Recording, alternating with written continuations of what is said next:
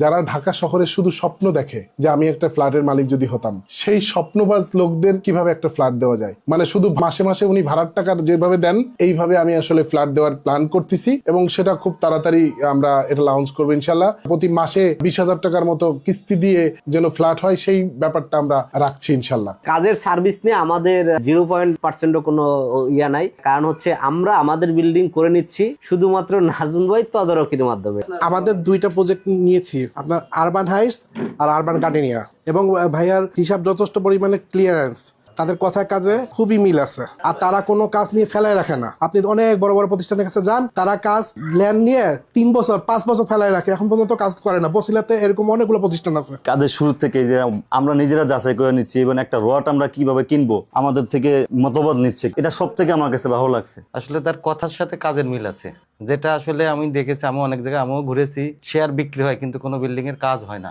এইটা হলো সবচেয়ে নাজমুল ভাইয়ের একটা বড় দিক, যে আগে সে কাজ শুরু করে, আগে শেয়ার নিয়ে শেয়ার বেচা কমপ্লিট, কাজ শুরু হয়ে যায় তার। সবচেয়ে বড় বিষয় হলো যে ওনারা পুরাটাকে আসলে বিজনেস হিসাবে দেখে না। অনেক প্রজেক্ট আছে যেটা আসলে 10 জনের জন্য কাজ 2 মাস 3 মাস বন্ধ থাকে, তো এখানে কাজ বন্ধ হওয়ার কোনো অপশন নাই। এখানে দেখতেছি সবসময় কাজ চলতেছে, ওনারা ব্যাকআপ দেয়, হয়তোবা পরবর্তীতে যখন আবার ওনারা ব্যালেন্স অ্যাভেলেবেল হয় তখন এটা আবার রিকভার দেয়। এরকম আরো অনেকগুলো ইস্যু থাকে ছোটখাটো, যেটা আসলে অন্য কিছু থেকে এখানে ডিফারেন্ট মনে হয়েছে আমার কাছে। 2 বছর ধরে আমি নাজমুল ভাইয়ের সাথে আছি। ওভারঅল সবকিছু দিক দিয়ে as a customer I am very happy. Company দেখেই তো মানুষ এক জায়গায় ইনভেস্ট করে। সেই কোম্পানির ম্যানেজমেন্ট লেভেলে যারা আছে, অ্যাডমিনিস্ট্রেশনে যারা আছে, তাদের কাজের টেকনিক, তাদের নিজেদের কনফিডেন্স, এই সবকিছু দেখেই আগাইছিলাম।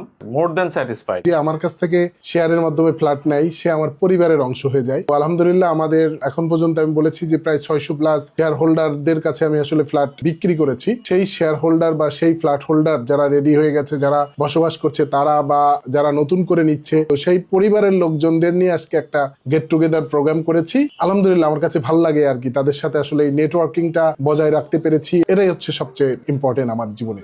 এটা প্রতি বছরের আমি এই এরকম একটা গেট টুগেদার প্রোগ্রাম করি। আমার যারা এখান থেকে ফ্ল্যাট নিয়েছে বা শেয়ার নিয়েছে তাদের সঙ্গে একটা কোলাবোরেশন বা তাদের সঙ্গে পূর্ণ মিলনই বলতে পারে না। ফ্ল্যাট নিলে অনেক বড় বড় ডেভেলপার আছে, ফ্ল্যাট বিক্রি করার পরে আর যাদের কাছে ফ্ল্যাট বিক্রি করেছে বা শেয়ার বিক্রি করেছে তাদের আর খোঁজ খবর নেয় না। আমি আসলে চেষ্টা করছি যে যেন যারা আমার কাছ থেকে ফ্ল্যাট নেয় সেই ভদ্রলোক বা সেই ভাই বা সেই বন্ধু বা সেই আঙ্কেল যেন আমার সঙ্গে সারা জীবনের, আমার মৃত্যুর আগ পর্যন্ত তাদের সাথে আমার এই সম্পর্কটা বিল্ড আপ হয়ে থাকুক। আমি তাদেরকে পরিবারের সদস্য মনে করি আর পরিবারের সদস্যদের নিয়ে একটা প্রোগ্রাম করতে পেরেছি, এটাই হচ্ছে আমার সবচেয়ে বড় পাওয়া। আমি 2019 সাল থেকে আসলে শেয়ারিং মাধ্যমে আসলে ফ্ল্যাট নির্মাণ করে আসছি। বর্তমানে আমাদের 19 নম্বর প্রজেক্ট, 19 নম্বর NM ব্লুওয়েল হাইটস, এই প্রজেক্টের আগামী এসে রেজিস্ট্রি দেবো নতুন করে আমাদের এই প্রজেক্টটা। এছাড়া আমাদের বিভিন্ন জায়গায় প্রজেক্ট চলছে। অনেকে অনেক ধরনের কমেন্ট করে প্রজেক্ট করতে পারবো কিনা বা প্রজেক্ট হ্যান্ড ওভার দিয়েছি কিনা, যে অনেকেই কিন্তু লটারি করে তারা উঠে গেছে এবং অনেকে বসবাস করছে। সে শুভাকাঙ্ক্ষী গুলোই আমার এখানে আসছে বলেই আসলে এই আনন্দ বা এই প্রোগ্রামটা আমি আসলে করতে পেরেছি। আসলে আমি এটাকে বিজনেস হিসাবে দেখি না,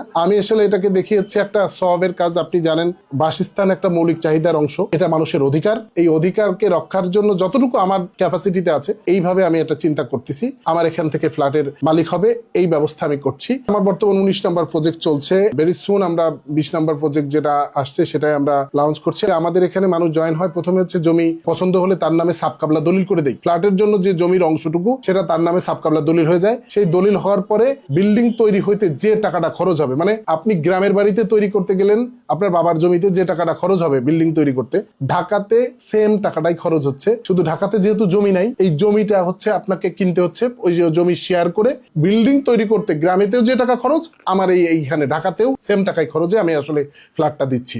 অর্থাৎ আপনি যদি চিন্তা করেন যে গ্রামের বাড়িতে বিল্ডিং করতে যে টাকা খরচ হবে ঢাকাতেও সেম টাকাই খরচ হচ্ছে। অনেক প্রবাসী ভাইরা আছে গ্রামের বাড়িতে ইনভেস্ট করতে চায়, তাদের আমি বলবো যে গ্রামের বাড়িতে যে টাকা খরচ করবেন ঢাকাতে সেম টাকা দিয়েই, শুধু জমির অংশটুকু দামটা বেশি হচ্ছে, এই টাকা দিয়ে আপনি একটা ফ্ল্যাটের মালিক হচ্ছেন। তাহলে কেন গ্রামে করবেন? আসেন ঢাকায় করেন, ভবিষ্যৎটা সুন্দর নিশ্চিত করেন।